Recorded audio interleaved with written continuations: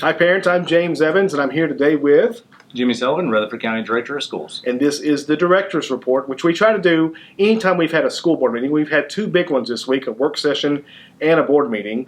Probably the biggest topic that parents would be interested in is a study that we've hired a company to do to talk about capacity and zoning. Yeah, so we are in a three-phase study with a company. The first phase was looking at our enrollment, and our enrollment has just, as you all are probably very well aware, continues to grow and grow and grow, and we have growth areas across our county that we need to look at. And the next stage of that is looking at the capacity of our school buildings. Our school buildings, some of them have open seats, our school choice, some of them are very overcrowded.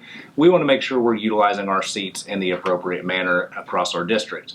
The third phase of that, and really moves into this spring, is looking at our zones. There have been multiple places across our county over the last decade who parents have been and kids have been rezoned 3, 4, 5 times over the decade. And we want to make sure that we provide parents and students some type of long-range plan so that that type of thing doesn't occur as we move forward.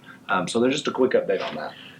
Our classified employees, our hourly classified employees especially, have taken on a ton of additional duties, but just because of staff shortages and still some leftovers from pandemic and things like that. Yeah. And so we have some good news for them, right? Yeah, so thank you to our school board for approving a $600 bonus for our hourly classified staff. That bonus will be similar to what it's been, at least the format and stipulations in previous years, but that is truly to highlight the extra duties that have been brought about by really pandemic-created staffing shortages and extra duties. That will be $300 for our full-time staff in January, and then $300 for our full-time staff in May. Part-time will be $150 both times, as long as you meet the stipulations. More information to come, but we thought we'd share that great news, and thank you again to our board for approving that going into this holiday season. Yeah, and our board has not left out other employees too. They're supporting another study. Yes. Tell us more about that. So we have that enrollment study going, but the other portion that we deal with and want to make sure we're focusing on are our employees. Not just recruiting new employees, but making sure that we are retaining our employees who have been with us, whether it's a year, 10 years, 20, 30 years, retaining our valued employees. So we are in the middle of a salary study. We finished phase 1 of that at this past board meeting. Phase 1 was looking at all of our salary structures that we have across the district, looking classified, certified. They were looking at 10 to 20 other county school systems, not just in Tennessee, but across really the Southeast that are similar to us, but also local government as well, because we have a lot of positions that aren't just school system related.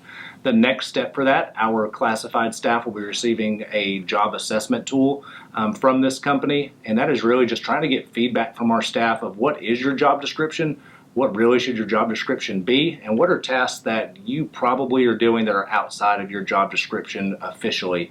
That will be used to basically redo our entire salary structure as a proposal for our board for the 23-24 school year, so that we have, I know one thing we've talked about, it will be a big increase, is making sure that our staff get raises, especially our hourly classified, outside of that every 2 to 3 to 4 years the way it is currently. We want to build in a step so that you are recognized for that extra work, and also giving you a way to be able to grow in your job and earn extra salary. So expect more of that. Their final deadline will be in February for us, so that we can budget those different types of things and recommendations for next school year. And the last thing we wanted to talk about today, it's hard to believe, I think, but Dr. Sullivan has been on the job in this role now for basically 6 months for a semester. Yep. Can you believe it? Yes and no, and it has been, again, the honor of a lifetime in serving in the district that I grew up in and was educated and raised in. This first semester has really been about increasing communication and just lowering some of that noise that's been around public education and locally, so that we can build some of those layers of support and get back to what we do as a school system very well, which is educating our students. This next semester, we will start moving in towards planning for the future. We've talked about zoning, about salary, about all those different types of things, and that'll be kind of our trajectory while still maintaining the communication as a strength. We thank you, parents, students, community members, our teachers, our central office staff, and our support staff for all that you do, and we wish you a great holiday season. Yeah, and just a reminder, second semester is usually when our snow days hit, so please start making those backup plans now. Your plan B, like we like to refer to those as, who's going to do what if there is a snow day. Dr. Sullivan is going to be making those decisions here.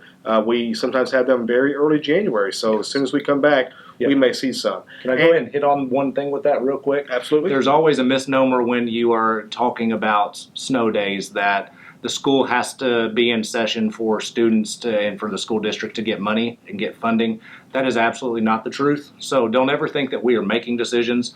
We are funded as a school system based on how many students are enrolled in our schools, not whether or not we go to school on a snow day or inclement weather day. So please know we are not making decisions on our student safety based on funding. Yeah, and it's called average daily attendance and average daily membership. What Dr. Sullivan is saying is that our funding is based on our membership, not our daily attendance. So that's one of those rumors, like you said, that just keeps perpetuating, and we'd like to set the record straight. Yeah. But speaking of snow, I do have a snow-related, I'll say mom joke this time, courtesy of our general counsel, Monica Ridley. She gave me this joke for our dad joke contest.